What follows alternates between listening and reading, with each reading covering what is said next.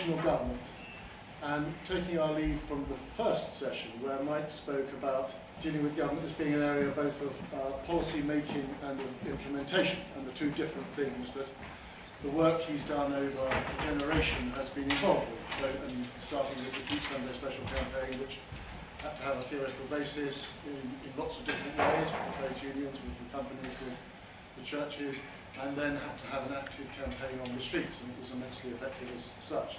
So we do both thinking and doing, pure policy work and applied work. And you do need to have both, which is something I shall refer to in a few minutes. So we're going to start with the Relationships Foundation. We do lots of things. We run the Keep Sunday Special campaign. We run a marriage foundation for a retired High Court judge, Paul Coleridge, and we've done that for a number of years. We have been running for the last 2 or 3 years an organisation for family stability called FARSOM, which has now become an independent charity. Like anybody who was at the ALIA meeting just now, one of the many organisations Mike has started, often using Relationships Foundation before I was here, and we've done another of these. We've done FARSOM, which has gone into the building, came into the building, and has gone out of the building. Although we remain trustees of it, but very soon it will be completely on its own. So, but at the heart of RF is the development of the work, which has really been John's responsibility over many years, the relational thinking work, and our interactions with government, with the press, with other think tanks, with thinkers. And so John is going to begin by talking about where we are with that, particularly in terms of our family policy initiative, which has been going for some years. I'm then going to take one example from the work we've done in the past 10 years of something which seems to have legs, and ask the question why. And then David is going to talk about justice, people, policing, and prisons. If we're on time, we will then have a third of the meeting for questions and comments. So, John. So one of the rationales for relational government is that ambitious goals under the fiscal constraints that Paul has mentioned a number of times today require relational government. Because fundamentally people want better schools, they want better healthcare, they want better social care, they want better housing, better transport, better public places, a cleaner environment, so on and so forth. Nobody's saying to the government, we're doing quite enough, it's great, stop where you are, we're happy. Everybody wants more, but we're already under fiscal constraint and pressure. So how do you begin to stop that circle? Well, our argument in terms of the family dimension of relational government is that we need families to do a lot. So if you look at that family, there will be elderly parents who are going to need care. That actually the man in that household, if he's in a supportive relationship, will live longer. That the woman will recover more quickly from breast cancer because of a supportive relationship. Strokes, cardiac disease, the child is less likely to have mental health problems, the child will do better at school, there may be less pressures in the criminal justice system. So the success of the family and its contribution represents huge dividends. And therefore, a government needs to recognise and be quite explicit about what does it actually need families to do and to contribute. And we're suggesting that actually every government department should have quite an explicit annual statement to say, actually, if we are to achieve our goals, we need families to do X. What is it the Department of Education needs from families? Is that anywhere documented? What is it that the Department of Health relies on in terms of its strategy, its plans? What does it need from families if social care is to work? That's not actually part of the planning and progress. And therefore those departments don't actually have a real buy-in, in a sense, to a coordinated cross-government family policy. But also there are costs and consequences of that contribution not being met. And the bottom line is that it can be catastrophic. People will die, careers will end, reputations will be destroyed, organisations will go out of business. Whatever the particular incident, that was the Sun's coverage of the baby P, but there will be all sorts of scandals and there'll be more to come. So that a government that does not attend to the quality of relationships risks being hounded through the press, being hounded in Twitter. Some poor minister is going to have a horrible time because some relationship catastrophically went wrong somewhere. And neither the tabloids nor Twitter are going to be forensic or fair investigation necessarily. but the sad truth remains is that relational failure can be extreme and serious, and yet those relationships are often neglected. Now, one of the challenges we make, and Michael will also touch on this again later, is that any government or administration has some guiding imperatives, some guiding themes. So our attempts to talk about relationships need to fit within what a government is talking about. So historically, you could say, well, for Margaret Thatcher, there was a priority about talking about free enterprise and privatisation. That was not the moment to extol the benefits of worker ownership of companies and workplace councillors. There may have been other times when it was true. Tony Blair, emphasising credentials on security or defence. Again, if you're not with the flow of that agenda and the particular pattern of relationships it's advocating, life becomes very difficult. Or very different theories about education. Is it the Treasury's investment to meet public service agreements and targets, cascading down, or do you go through provider plurality, free schools, and consumer and user choice to drive standards? Again, if you're out of sync with the current theory about change happens, the relationships are unlikely to flourish. Or modernising the Conservative Party has particular implications in a number of areas, not least ramifications about the nature of family policy. But if you're not perceived to be a modernising relational policy, you're going to get little attention or interest. Or currently, the debate about deficit and austerity. If you're in an austerity mood, relational government that requires spending is going to be much more difficult to pursue. But there are also uncertainty and questions, periods when government is fishing around for its account of relationships, or contested accounts. What is Brexit? What does it mean? Do we want it? What kind of country are we going to become? Or David Cameron and Steve Hilton fishing around with ideas of big society. You try one nation, you try a bit of fairness, you try just managing. You look for a phrase, a concept, a slogan that works, that describes the pattern of relationships. And at times there's an open space to try and shape that overall account of relationships that resonates, that works, and makes sense. But we were trying to promote family policy under David Cameron's regime initially. And I just wanted to put that in the context of a number of his comments and speeches. So David Cameron was trying to talk about well-being and said, I want every decision we take to be judged on whether it makes our country more or less family-friendly. This new focus on well-being was part of that. So we say family policy, relationships, that's all about well-being because you need family to make relationships. All government debts, David Cameron saying, well, then of course there's the economic cost of relationship breakdown, with the emotional and social costs cannot be fully measured. Estimates suggest relationship breakdown costs our economy as much as 44 billion every year, and Michael will explain shortly where he got that figure from. Or social mobility and equality, the independent review of poverty and life chances. It is family background, parental education, good parenting, and the opportunities for learning and development in those crucial years that matter more to children than to money. So we can say, well, family is all about social mobility, life chances, equality. So you locate your account of relationships and family under, in a sense, the flavour of the moment concept in order to get traction. In the end, you want some civil servant who's got a budget and a mandate to do something and to write a report, who's interested in relationships, and they tend to be allocated under those themes. So as Michael mentioned, in pursuing this concern, we had a number of responses. One was what we call the penumbra of family policy, which is making that argument that families both influence and are influenced by policies in every year. So family breakdown increases housing demand, but actually the nature of housing has an impact on family relationships, whether couples, extended families can co-locate, whether there's enough space in a new housing unit for families to sit down together for a meal. Or healthcare has an impact on housing in terms of on families, in terms of what it requires from families, but also is looking for their contribution. We tried the idea of the family pressure gauge. If a government is talking about being the most family-friendly, how would you know? Does being more family-friendly mean being more like France and being a bit more like Sweden? Who's top of the league table? Who's doing bottom? So we decided to look at European statistics. Only Romania, I think, was worse than us, or wasn't as a way of ammunition. Michael will talk about a family failure index. But we also made the argument for the triple test, that policy should be assessed from both economic, environmental and social reasons. And that translated ultimately into the family test policy. So that's what's still on the DWP, Department for Work and Pensions website. Their published guidance, which they issued on the 31st of October 2014, of the family test.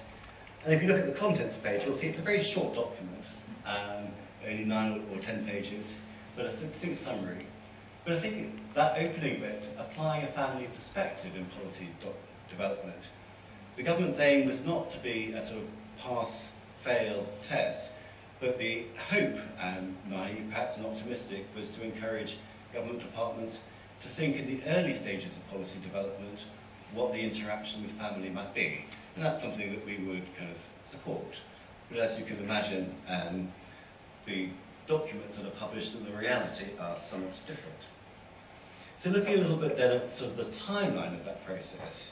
So our triple test idea was in 2009, when a new government was formed in 2010, and we set out an agenda, a family policy agenda for coalition government, that there should be cabinet-level responsibility for the family, and all sorts of good ideas, which were politely or even politely ignored. But in 2011, David Cameron first announced the family testing policy, again after a string of very rude press releases from us about the government's failures, following one about the riots. We did actually get a sentence inserted in the speech in response to our press release that family testing policy would happen. Then you have the wellbeing strategy and the social justice strategy. But it took until 2014 and a group of backbench MPs actually going to Downing Street and saying, you really must give us something on the family. We've campaigned for this and you've done nothing. But that extracted a commitment to give a major speech on the family, which David Cameron did for Relate in August 2014, in which he committed to the family test. And then it happens quite quickly, so the guidance is published in October. And that's why it was quite helpful that we'd done a lot of research back in 2010 on what a family test might look like, so we can shape that process. 2015, a private member's bill to try and put the family test onto a statutory footing and extend responsibility to local authorities, which the government sort of stonewalled and talked out and did nothing about. Then with Relate to the Family and Childcare Trust, we did an annual review of the first year. So we wrote to every government department to say, what have you done with the family test? And some departments, such as the Department of Health, didn't reply at all. Others, like Treasury, talked quite boldly about how they were kind of incorporating it with all the departmental decision-making. It sounded great. I wanted to actually had very positive examples, and remarkably actually it was the Ministry of Defence had done the most in terms of really thinking through about the impact on armed forces families. But come to 2017, is it still on the agenda? You have a change of government. It was never on statutory footing, so it was really sort of David Cameron's initiative, but he never really sort of got it embedded. Michael Shooter went to see the head of policy at Downing Street, who'd never heard of the family test, so that was kind of encouraging. The advisors all change over. So in a sense, then are you completely back to square one? It's still there. The guidance is still on the website.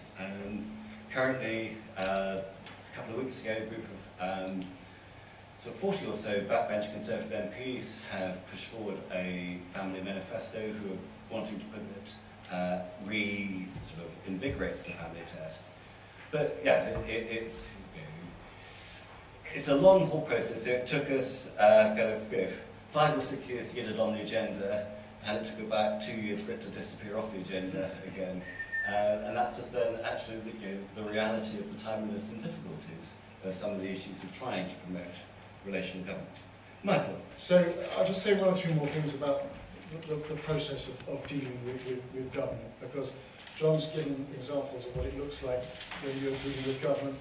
I've for a while been on the inside of this and watching what it looks like being in government on the government side, watching people come up, and every day 50 people will send you their unique view of how to solve the economic crisis, how to solve the Middle East crisis, how to solve the Cold War, and very often they're party donors or something, so you can't entirely ignore them, or they're members of your constituency association who are going to select you or not at the next.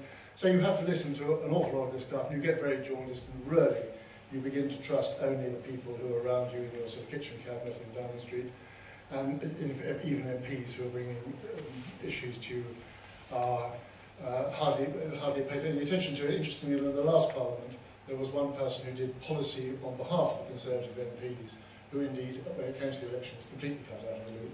He didn't even know the election was on until he read about it in the paper. So it shows that Downing Street is very much a private fiefdom, and it's been like that certainly since the time of Harold Wilson. Some of the issues that we deal with are perennial, and some of them are particular, and John has dealt with the particular ones, but modern government is very complex, and there are all sorts of vested interests, and the Treasury is always pretty hostile to people like us who come up with ideas, and indeed throughout the whole of the government departments. And most of our battles have indeed really been against the Treasury. DWP sometimes try and use us to help them with the Treasury, but they're actually fighting about the levels of social benefits. They're not really fighting about how much money should be available for research. We have continually made a demand for a cabinet level ministry. We take no money from government, so we can be as rude as we like about them, which is fine. And we've got lots of allies to help us with this, but again, it's never taken seriously. The Treasury doesn't want it. They don't want anybody who does joined up government is fine as long as the Treasury joins it up. That's their view. And sometimes in government, just keeping the show on the road takes up most of their energy, and indeed at the moment that really is the position here. And at Brexit, takes up most time of most government ministers. All the people we've dealt with at DWP, the people John helped shape this family test, they've all disappeared, they've all gone. And if I was able to do it, I bet you most of them have gone into the Brexit department. Every month, 200-300 civil servants are transferred over. I don't think they're moving. I don't think they've got a building to which they're going, but I think bits of each department have now been turned into Brexit departments. I met somebody the other day who was the first minister of Brexit in Rome, and he's been sent out to Rome to be the first minister of Brexit. He's working for the Foreign Office, but he's also working for the Brexit department. And at the moment, he doesn't have much to do. But in the fullness of time, he said, I'm sure it'll get very busy. So the civil service, in the way that they do, is padding out its resources, and it's burying things for later on. Governments do have a very narrow and often very focused set of priorities. Sometimes we find it easier to influence oppositions. The best time we had with David Cameron when he was in opposition, he was looking for ideas, and we were floating the family stuff when in fact we were overtaken by the big society. But it would have been easier if they stuck to our agenda, I have to say that with the benefit of hindsight, because the big society hadn't really been thought through, and it was a good PR attempt, but it didn't have the roots, it didn't have the theoretical work that we put into our sort of work. And you have to appreciate that an agenda and how it's agreed, it's often agreed very much in secret. A party conference speech, the leader's party conference speech or the Queen's speech is done largely in a group of half a dozen people. The Cabinet Office do a lot of this work, even in party conference speeches, which the civil service is not properly able to engage in. Nevertheless, there's a lot of coordination in terms of what we can say on behalf of the government in a place which happens to be a party conference. And so the agenda and the civil service try and do their very best to keep an eye on that. And the government is always trying to distract us as well. The government is always trying to say to you, well, we need the evidence base, we need peer-reviewed papers. They don't mean it for a second. By the time you've worked your way through, funded all this stuff, done all this work, they'll be asking a different question. And so the answer you have was, oh, that was just a discussion. No, a new one. Would you mind going off and doing some more peer review, do some research and spend pots of money? And they put hurdles in your way, which is really just to delay you, keep you in the long grass. It's much more difficult, as Mike alluded to this morning, to finance this sort of research, the more pure research on which the later interventions are based. But the biggest setback has been the arrival of a new administration at Westminster. It's, we've gone back to go without collecting £200, at least we haven't been sent to jail without the option. The family test was potentially our best opportunity for a generation, and Cameron wouldn't put his shoulder to the wheel. I'll be slightly blunter than John. Wouldn't put his shoulder to the wheel, and the opportunity, I think, probably has been lost. So we have to think of something else to do, and we are at the moment reconstructing where we're going to go. But there is one example which John went past kindly. He went past it quickly, so I could have something to say. And this is the Family Failure Index. It began with a pamphlet, one of the pamphlets we did in a series of about 6, 8 pamphlets, of which the family test was one. But when relationships go right, when relationships go wrong, we're not gloomy people. So we did when relationships go wrong first, and then John insisted we had to do when relationships go right. So go on, you read from the beginning to the middle, then you turn the pamphlet upside down, and you read from the beginning to the middle again. So entertainingly, in the middle, the pages are upside down. This is the first and I think only pamphlet I know which you read from different directions depending on which way you go. But the two hang together to show you what are the relational costs to government of relationships breaking down and what can be done. So we designed it from this pamphlet. We designed a policy, and the first year we came up with a figure. This was what we were after. We were after a figure. Other people had tried this before. There had been other ways of doing it, but we just thought, let's have a go at trying to make it a niche property of our own.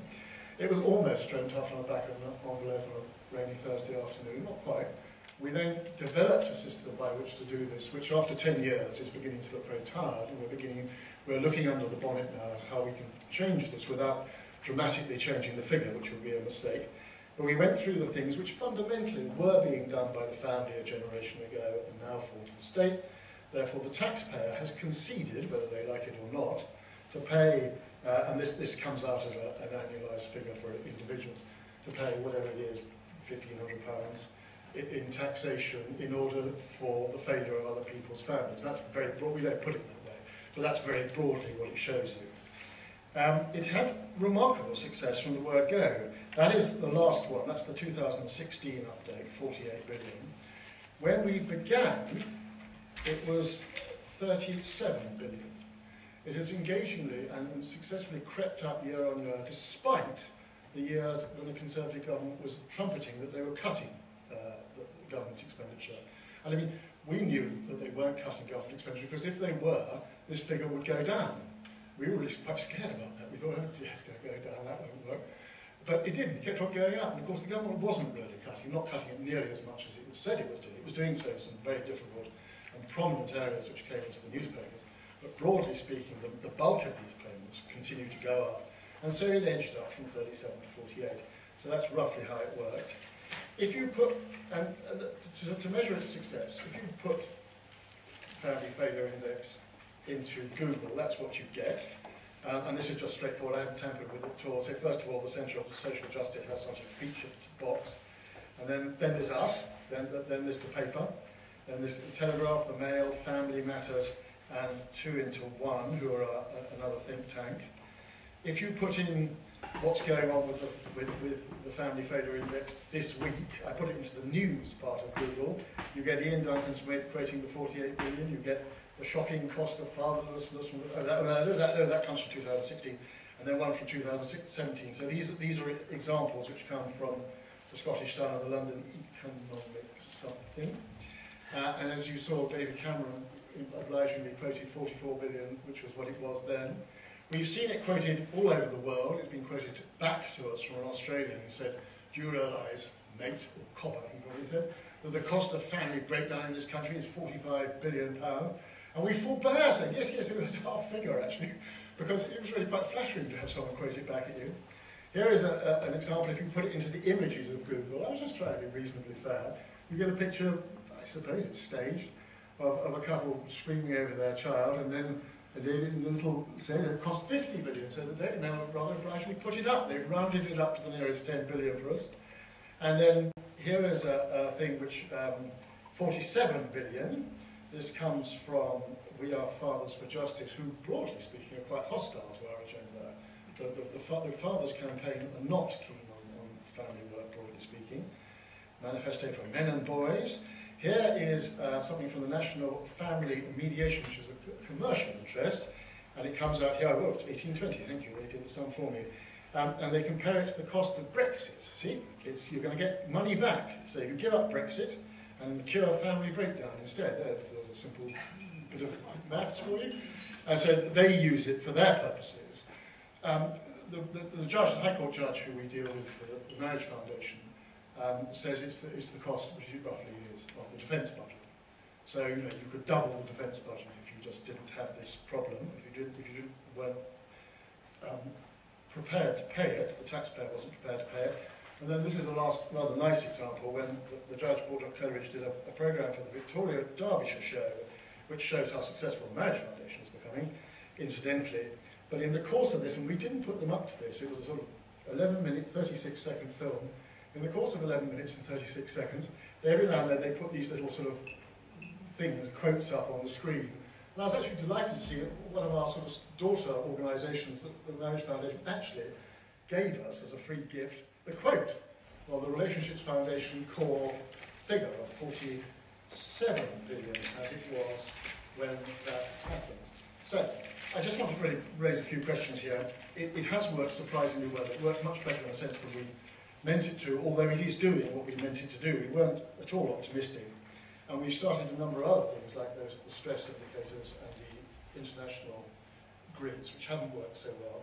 We designed this, we played the game. We played the game that the parties play, that the PR agencies play. We said, let's do something which we've never felt entirely confident about. If you look closely under the bonnet, you wonder how it works. But it does. It's been looked at by a number of people quite critically, but the Department of Work and Pension in the end said, you know, we've been asked, would we like to do it, which they wouldn't. But they said, broadly speaking, we think it's doing the job that it's meant to do. And so they didn't want to interfere with this, and they weren't prepared to be critical of it. I think Gingerbread at the time was very, very critical of it. But we got through that. We got through that. It's not just that this has worked the best. I mean, it has worked the best, but the question really is how we got it from pamphlet to this practical thing, which has a life of its own now. It's simple enough for the press to understand. It's simple enough to appeal to people in our field.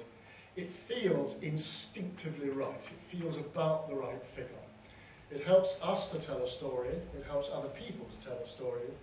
We update it recently so that the story gets out once a year. We put it out the closest we can to Valentine's Day in order to, when people, and we have Marriage Week the same week, so while people are focusing on giving each other chocolate and flowers, we're saying, yes, but families are in difficulty, we do have to think about this, we have to think about how we make our relationships. Oh, and by the way, here's our annual update. Cost of family failure has gone up another £300 for all of you. And the press like that, because then they feel they're doing something rather balanced. So, we're going with the flow of the times, we're using the instruments of communication that the politicians themselves use and commercial interests use, and we're finding it a very helpful way to get our basic message across. And in a sense, this is the golden egg that we look for, these sort of things, which have done an enormous amount to establish our reputation amongst a certain group of people. And you know, these are the sort of things we want to do more of in the future. But I just thought I'd give you one example of this, because in one way, our work is facing difficulties with the way that government's placed for very realistic reasons. But in other ways, some things just get a life of their own, and that's how we constructed this one. So, David. Hi, good afternoon. So that is me. I'm David Strang, and my professional career the last 37 years has been in criminal justice in the UK. 33 years in the police, most recently as Chief Constable of Lothian and Borders Police in Edinburgh, and then for the last 4.5 years as Her Majesty's Chief Inspector of Prisons for Scotland. So I'm wanting to speak for about the next quarter of an hour or so on relational justice, particularly in relation to policing and prisons, which are my area of experience. For those of you who were here for the first session after lunch, you heard that one of the fundamental values of the European Union was the rule of law. And so for me, it's fundamental to our societies across the globe that we can rely on upholding law and order, and that justice should be for all of us, and that we rely on an effective criminal justice system to, as a fundamental principle. And my statement there that perhaps is a question, which is whether it's justice for all. So everyone in this room, we want to benefit from an effective criminal justice system. I would argue that in particular, our justice system should be targeted at protecting the most vulnerable. So it is for all of us, but I think those who most need the protection of the law are those who are most vulnerable. The authority for my current role, which is about supervision and oversight of prisons, places of state detention comes from the United Nations Convention Against Torture. It's universally recognised that people detained by the state, whether in psychiatric institutions, prisons, police cells, immigration detention centres, are vulnerable to mistreatment. And so we have a system across many countries of oversight of places of detention. There's a UN Committee for the Prevention of Torture, and I was speaking recently to a senior inspector who goes around the world looking at places of detention. And they said to me, if you want to know who are the minority, the marginalised community or group in any society, you can finish the sentence. He said, go and look in the prisons. So I think it's an interesting observation from someone with some experience of this, that the minority, the disadvantaged groups you will find in prison. So if you're in Australia, it'll be largely Aboriginal population. New Zealand, a disproportionate number of Maori background people. France, North African population, disproportionately represented in the prisons. And I don't know if you saw last week, those of you who were in the UK, a publication of a report by a Labour MP called David Lammy, looking at the experience of black and minority ethnic people in the criminal justice system in England and Wales. The BBC was reporting it as across the UK until they were corrected, not by me. And his report is very damning of institutional racism within the criminal justice system in England and Wales, with some quite coherent arguments for that. But overwhelmingly, the numbers show that black and minority ethnic people in England, particularly, are disproportionately represented in our prison system. In Scotland, the group is not black and minority ethnic population, but I would say it is poor people, so people who are financially and socially disadvantaged. I suspect that this is universal as well. If you go around the prisons around the globe, not all poor people in prison clearly, but nearly everyone in prison is poor. Certainly my experience now, and I can speak about Scotland, is that there are very high levels of mental health problems, addictions, drug and alcohol addictions. I inspected Edinburgh Prison recently, 900 prisoners, and over 300 on a daily methadone script. So that just gives you, so that's legal drugs, lawful drugs being prescribed for them. So that gives an indication of the levels of vulnerability. And for those of you who watched the BBC Panorama programme last week, it was a shocking tale of, it was an undercover reporter, or actually a G4S employee who turned whistleblower and then was undercover reporter. Just shocking treatment of people in an immigration removal centre at Gatwick, Brook House I think it was called. And yesterday I saw on the news that 2 senior G4S people were appearing before the Home Affairs Select Committee and had no answer, said we didn't know. And Rebecca was there, well, why didn't you know? This is the company that you're running. Just out of interest, how many people saw that programme, the Panorama programme? Saw any reports of it? You did. So, really shocking treatment. And I wouldn't be surprised that there's one G4S guard who applying his thumb to someone's neck and they could have died. So I wouldn't be surprised if he ends up getting a hefty prison sentence himself. I suppose a question for me is, for those of you who read the reports or saw it, what did you think when you see that? How did we let this happen? That the state, so we, our government, are responsible for the detention of people, whether it's in prisons, in psychiatric institutions, or in immigration removal centres. And so I think that the challenge I see is, how do we let this happen? And I think there's a question mark of justice for all, question mark. Is it a justice system that supports our position? Because probably if I'd done a straw poll, you might have said, well, yeah, I've got confidence in the criminal justice system, that the criminals seem to get locked up and we're protected. So so it might be just and fair for us, but is it just and fair for those who are intimately involved in the criminal justice system? And I think there's a great comfort in kind of labelling the other so they don't trouble us and we will lock them up.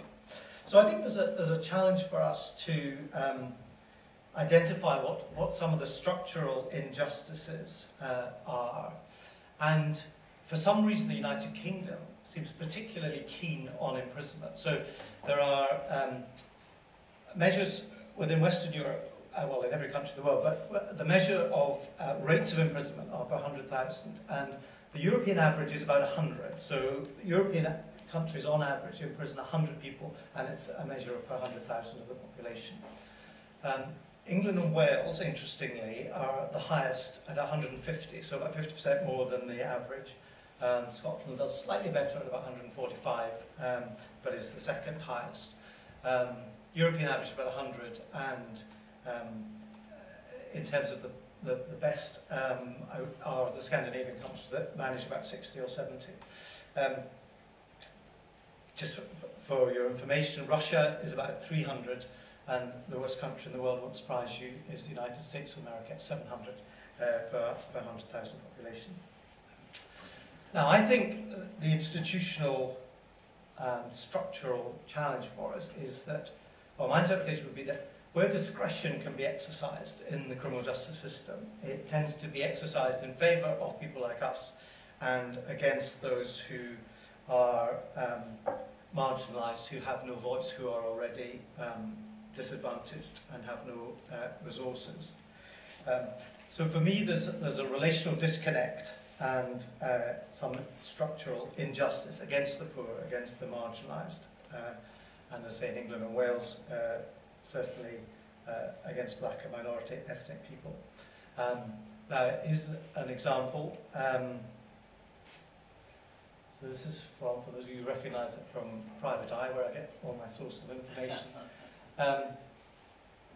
So this is the number of prosecutions, high net worth individuals for tax fraud was one, and prosecuted for benefit frauds in the same time period was 5,170. And in a sense, that might not surprise you. If you are criminally minded not to pay your tax, if you owe £1 million in tax, you will be able to negotiate with HMRC. You'll pay half of it and they'll let you off the rest.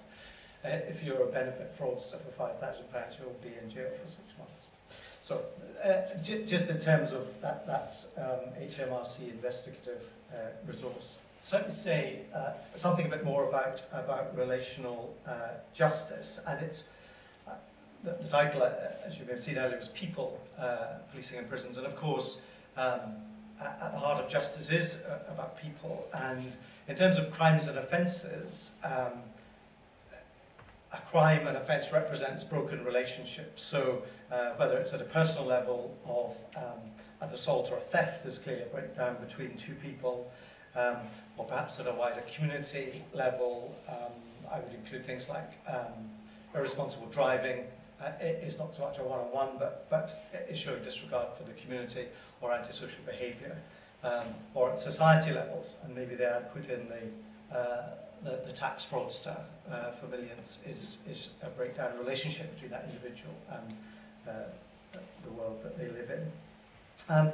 And so the solution, if the root problem is breakdown in relationship, the solution is very much a relational one, and I think the criminal justice system works well where it is focusing on restoring broken relationships, and there's a whole movement of restorative justice which I haven't time to go into. But I think in terms of tackling some of the institutional barriers, we know some of the factors that end up with people being in the criminal justice system, and it kind of link in with what John and Michael have talked about, family breakdown.